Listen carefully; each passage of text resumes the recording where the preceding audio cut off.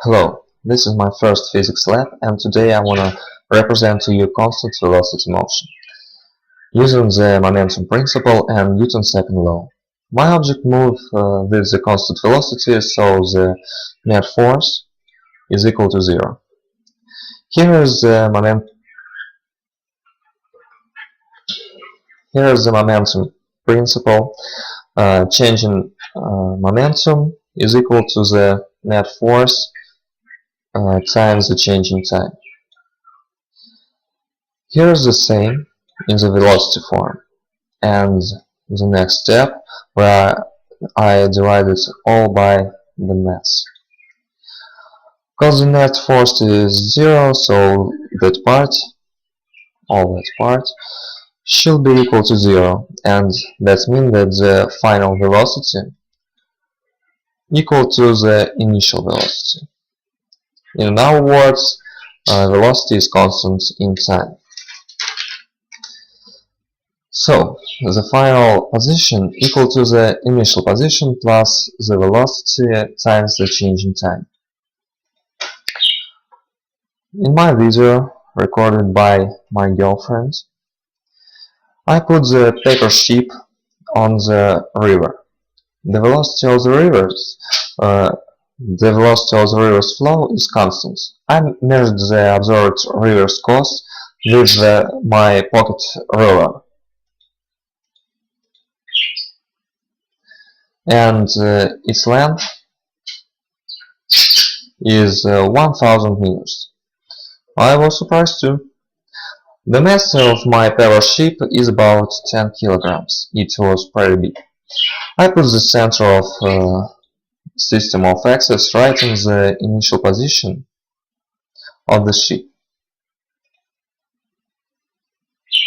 You can see it. So the ship moves in the positive x direction.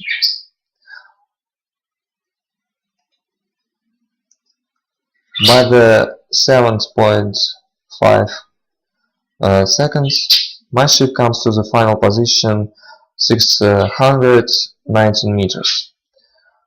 We know that the velocity is equal to the change in position divided by the change in time. Then we put results taken from the tracker in this formula. We will have the average velocity of the paper ship, and it's about 83 meters by the second.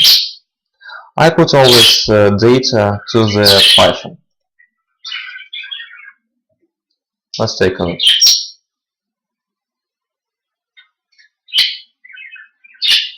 Oops. Sorry. The fnet is not equal to 0. Now time. Okay. The arrow moves in the positive x direction, and we have a desired graph for the constant velocity motion. You will join together experimental and from the experiment and from the Python simulation, we will perceive this. Red point relates to Python and blue line to the experiment. You can see that these two graphs are almost similar. The reason of why we are not completely similar is in fact that river's flow velocity is not constant. It's a sophisticated function of the bottom of river relief, the river's width, etc. Let's take a look. Let's take a look what will happen if net force will not be equal to 0. Oh, sorry.